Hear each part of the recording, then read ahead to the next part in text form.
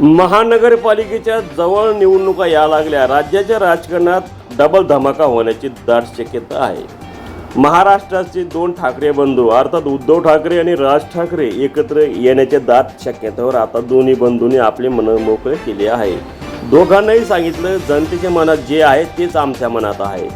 एक प्रकारे हा एकनाथ शिंदे आणि मुख्यमंत्री देवेंद्र फडणवीस यांना झटका मिळू शकतो. तर महायुतीचे विजय नेते असलेले बुलंदशहरीचे पक्षप्रमुख संतोष कोल्हे यांनी आधीच डाव टाकून ठेवलेला आहे. जालन्यापासून तर नागपूरपर्यंत, नागपूरपासून तर मुंबईपर्यंत दोन ठाकरे बंधू एकत्र झाले. तर मागच्या महानगरपालिकेच्या निवडणुकीमध्ये उद्धव ठाकरे यांना 54% मतदान भेटलं होतं आणि राज ठाकरे यांचं 10% मतदान हे प्लस जर केलं तर ते 54% एकत्र येऊ शकतात. तर मनसेचे 7 नगरसेवक मुंबई महानगरपालिका निवडून आले होते, तर उद्धव ठाकरे 84 आले होते. तर बुलंदशहर जालन्यापासून मुंबईत खेळ करत